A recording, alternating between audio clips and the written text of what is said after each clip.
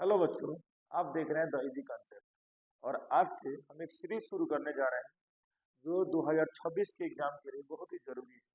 यदि आपका भी मैथ कमजोर है और या तो एवरेज है या बहुत ही तेज है, ठीक, ये तीनों में काम आएगा।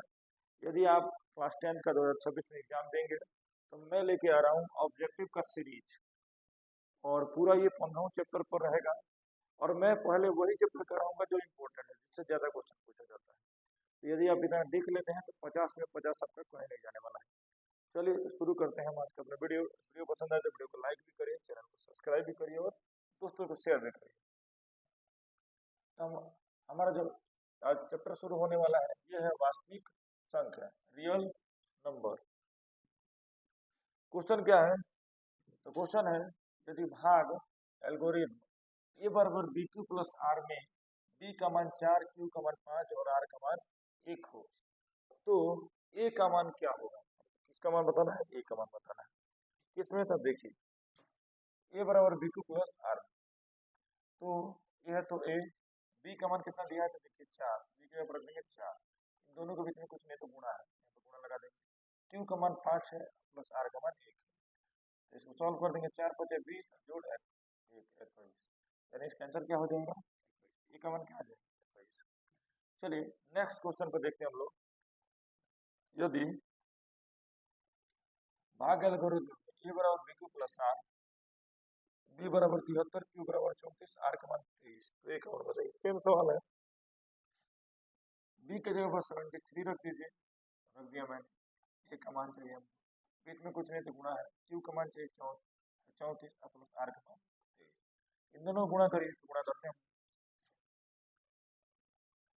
तो 73 को अगर गुणा करना हो, गुणा करते हैं 73 को अगर 34 से गुणा करो, 3 चौके 12 हासिल 1, 7 चौके 28, 1 29, 3 तरीके 9, 7 तरीके 21, जोड़ देंगे 2 9 18 हासिल 1, 4 और 2 2482। कितना आएगा? 2482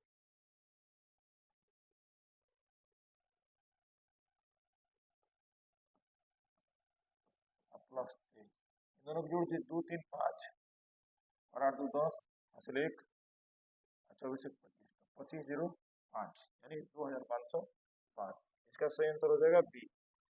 आइए फिर इतना आपको समझ में आया होगा। चलिए चलते हैं नेक्स्ट क्वेश्चन पर। तीसरे पर लिखा है पी एक्स बराबर इतना को क्यू एक्स इतना से भाग देने पर, ठीक है, तो भागफल का घात क्या होगा? देखिए जब भी ऐसा सवाल पूछा जाए कि इससे इसमें भाग दे रहे हैं ना, तो जब भी आप भाग देते हैं, अब देखिए इसका घात कितना है? 4 है, और इसका घात कितना है? 1 है। तो ऐसा करिए, इनके घातों का अंतर कर दीजिए। 4 में से 1 गया तो 3, यानी जो भागफल आएगा उसका घात कितना होगा? 3 होगा। ठीक, अगला क्वेश्चन सेम यही क्वेश्चन है। देखिए 4 नंबर क्वेश्चन, देखिए सेम क्वेश्चन है जो 3 नंबर है। देखिए यहाँ पे दिख रहा है कि इतना को इतने से भाग देना है, भागफल का घात बताइए। तो मैंने बताया कि इसमें से इसको क्या कर दीजिए? घटा दीजिए। 4 में से 2 गया तो 2, इसका सही आंसर क्या है? 2। देखिए ये सब 2025 में पूछा गया सवाल, और 2025 में इस चैप्टर से लगभग 10 क्वेश्चन पूछे गए हैं। यानी आपके भी एग्जाम में हो सकता है कि 10 9 8 12 तक क्वेश्चन चला जाए। चलिए पांचवा क्वेश्चन देखते हैं। पूछा गया निम्नलिखित में से कौन सा भिन्न का 10% शांत होगा? देखिए शांत के लिए क्या कंडीशन होता है? शांत के लिए हमेशा याद रखिए कि हर में हमेशा 2 के पावर m और 5 के पावर n आना चाहिए, ऊपर कुछ भी रहे। यानी आसान भाषा में समझे तो नीचे 2 और 5 आना चाहिए, इसके अलावा कुछ नहीं आना चाहिए। अगर केवल 2 आता है तब भी शांत है, केवल 5 आता है तब भी शांत है, 2 और 5 दोनों आते हैं तब भी शांत है, 2 और 5 के अलावा कुछ भी आएगा तो शांत। देखिए इसमें कौन सा फूलों का रंग शांत है? हम देख पा रहे हैं कि इसमें 2 आ रहा है लेकिन इसमें 3 आ गया, यानी शांत नहीं है। 5 तो आ रहा है लेकिन इसमें दूसरा कुछ आ गया तो शांत नहीं है। 2 और 3 शांत नहीं है, 2 और 5 आएगा तो शांत है, ना तो शांत नहीं है। देखिए अगर लिखा है 7/5 तो भी शांत है, केवल 5 आएगा तो भी शांत है।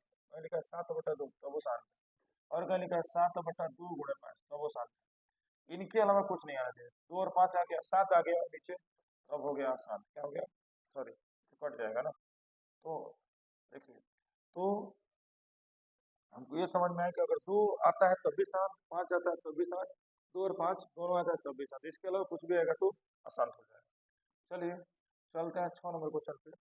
पूछा गया है कि p बटा 2 के पावर n गुणे 5 के पावर n के रूप में इतना को लिखा जा सकता है। देखिए हम इसको ऐसे लिख सकते हैं 505 बटा 1/3, क्योंकि दशमलव के बाद कितने आते हैं, कट जाएगा ये 5 एकम 5 0 1, ये भी कटे 5 गुना 10 200।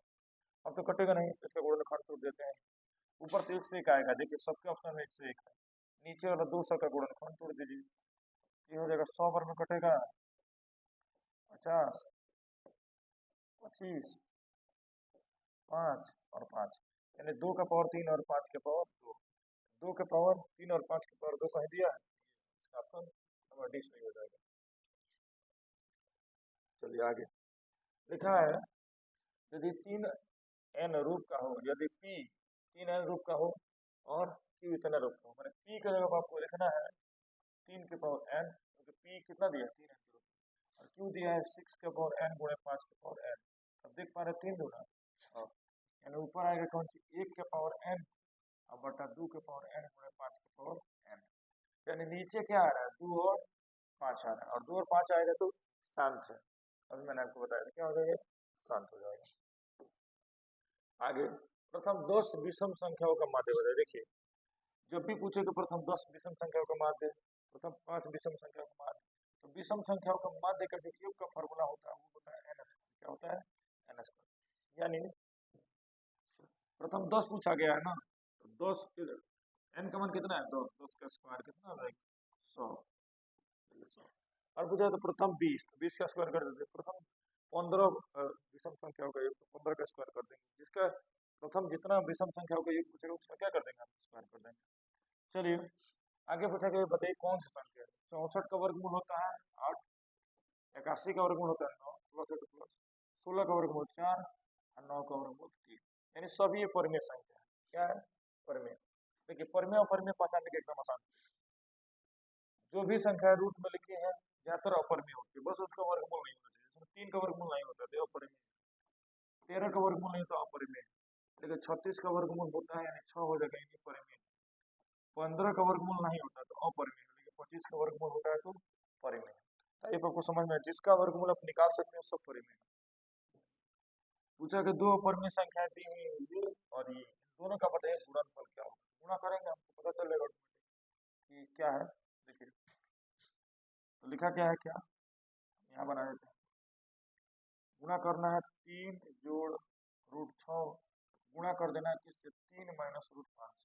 हम सबको पता है कि सबसे पहले इसको इससे गुणा करेंगे, 3 तरीके 9 प्लस, तब इसको इससे गुणा करेंगे तो आएगा 3 रूट 5, लेकिन प्लस माइनस क्या हो जाएगा ये वाला हो जाएगा माइनस, इसको इससे गुणा करेंगे तो आएगा प्लस 3 रूट 6, इसको गुणा करेंगे तो आएगा अंडर 30। देखिए हम वो देख रहे कि जूते का उल्टा नहीं, सीधी बात है, यानी अपरिमेय आने वाला है। क्या आने वाला है अपरिमेय संख्या, इसके अंदर क्या आ जाएगा अपरिमेय, उसको टूट नहीं रहा तो सीधी करेगी रूट 5 है रूट 6, यानी सीधी बात है क्या आएगा तो अपरिमेय। पूछा गया रूट 10 गुणा 15 है कौन सी संख्या है, परिमेय क्या अपरिमेय। क्या बताइए 10 का वर्गमूल आप निकाल सकते हैं, नहीं निकाल सकते ना 15 का निकाल सकते हैं। चलिए एक कंडीशन और देखते हैं, दोनों को गुणा कर देते हैं आएगा अंडर 150 का भी वर्गमूल हम नहीं कर सकते हैं, यानी क्या आएगा ये अपरिमेय, क्योंकि जो भी रूट में आएगा क्या आएगा अपरिमेय संख्या आना है। और आपको वीडियो पसंद आ रहा है तो थोड़ा सा शेयर भी करिए इसको अपने दोस्तों के पास, और लाइक भी करिए, चैनल को सब्सक्राइब भी करिए, सपोर्ट दिखाइए जरा। चलिए चलते हैं क्वेश्चन नंबर 12 पर। देखिए तो 12 नंबर क्वेश्चन क्या है, 156 बराबर इतना इतना इतना, तो x plus Y plus Z बनेगा। तो सबसे पहले हम क्या करेंगे 156 का गुणनखंड तोड़ेंगे, तो कितना में कटेगा 78 बार में कटेगा, फिर कितना बार में कटेगा 2 3 6 दोनों 18, फिर कटेगा 13 बार में, और फिर कटेगा 13 एकम 13। देख पा रहे हैं कि 2 कितनी बार आ रहा है, 2 दो 2 बार, 3 कितनी बार आ रहा है 1 बार, और 13 कितनी बार आ रहा है 1 बार। यहाँ देखिए 2 के पावर x लिखा है, यहाँ पे 2 के पावर 2 लिखा है, यानी यहाँ पे x लिखा है यहाँ पे 2 लिखा है, यानी x का मान हमको मिल गया क्या 2। देखिए 3 के पावर 1 लिखा है, यहाँ पे 3 के पावर y लिखा है, यानी y की जगह पे 1 लिखा है, यानी y का मान कितना आ गया, और 13 के पावर z और 13 के पावर 1 मैंने कंपेरिजन करेगा तो z का मान कितना आ गया 1 आ गया, मैंने x का मान और y का मान z का मान मिल गया, तो x की जगह पर रखेंगे 2 जोड़ y की जगह पे 1 रखेंगे और दो दो 4 हो जाएगा। आंसर क्या आ जाएगा? 4। चलिए पूछा गया इसका सरलतम रूप लिखिए। देखिए 0.3 के ऊपर रेखा लिखा है, इसको ऐसे लिख सकते हैं 3/9। 3 लिखेंगे और 1 ऊपर रेखा है तो 1 9 लगा, इसको लिख देते हैं 4/9। जोड़ दीजिए तो नीचे 9 9 कैल्शियम 9 और ऊपर वाला भी जुड़ जाएगा। आंसर आ जाएगा 7/9। ऑप्शन खोलिए 7/9, वो दिख रहा है कि यही वाला 7/9 लिखा देखिए।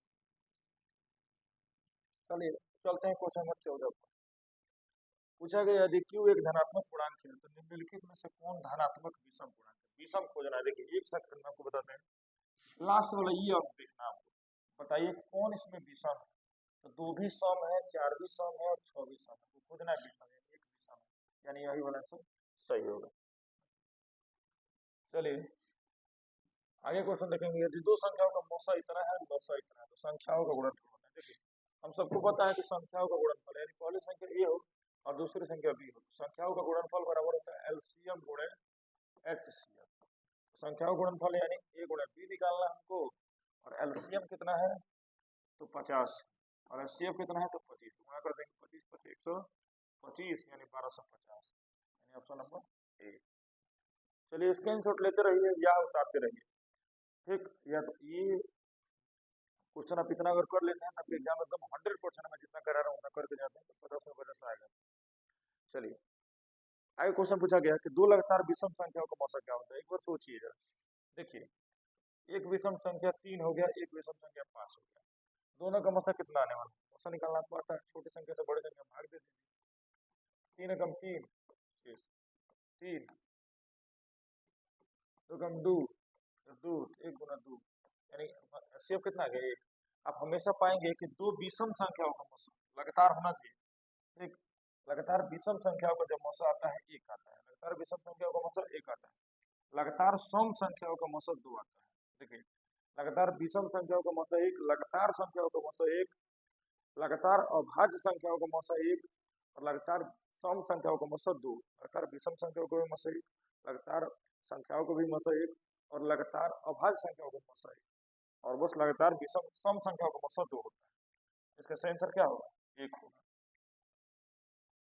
यदि भागल इतना इतना इतना, तो देखिए सबसे फर्स्ट क्वेश्चन मैंने यही बताया था, ए बराबर BQ प्लस आर है, तो इसका इस क्वेश्चन का आंसर आप कमेंट करें, ठीक। आपके लिए है ऑप्शन ए सही है कि ऑप्शन बी सही है कि ऑप्शन सी सही है कि डी सही है। और मैं थोड़ा सा और हिंट कर दूं, देखिए ए है तो ये रहने दीजिएगा, बी की जगह पर बी उठा कर रख दीजिए, क्यू की जगह क्यू उठा कर रख दीजिए, प्लस है तो प्लस, आर की जगह पर आर सॉल्व कर दीजिए, आंसर आपका मिल जाएगा। कमेंट करिए जरा। और 18 नंबर क्वेश्चन देखिए, मैंने 18 नंबर भी आप ही के लिए मैं छोड़ रहा हूँ। 18 नंबर का आंसर क्या होगा? पूछा कि भागफल का घात बताइए। तो अगर आपने सेकंड या थर्ड क्वेश्चन देखा होगा तो ऐसे ही मैं दिखाइए और आप बताएंगे, ठीक है।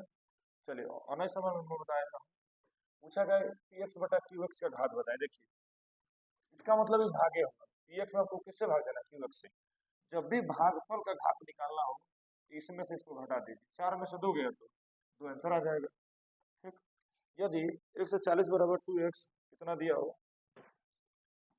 तो हमको x plus Y plus z का मान बताना है, x plus Y plus z का मान बताना है। देखिए 140 है तो 140 यहाँ पर लिख दीजिए और इसका गुणनखंड तोड़ दीजिए, तो कटेगा 70, 35 बार में 500 पे 35 और 7 एकम 7। हम देख पा रहे हैं 2 2 बार आ रहा है, 5 एक बार आ रहा है और 7 एक बार आ रहा है। तो देखिए 2 2 बार आ रहा है, यहाँ देखिए 2 का पावर x लिखा है, यहाँ पे x लिखा है, यहाँ पे 2 लिखा है, यानी x का मान कितना हो गया? 2 हो गया प्लस। देखिए यहाँ पे y लिखा है और 5 के ऊपर 1 लिखा है, यानी y का मान कितना हो गया? 1 हो गया माइनस। देखिए यहाँ पर 7 के पावर z लिखा है, तो 7 के पावर 1 लिखा है, यानी z का मान कितना हो गया? 1 में से गया तो 0, यानी 2 आंसर आ गया। चलिए तो इस वीडियो में बस मैं इतना ही आपको बताता हूँ, मिलते हैं नेक्स्ट वीडियो में, तब तक के लिए टाटा गुड बाय, धन्यवाद।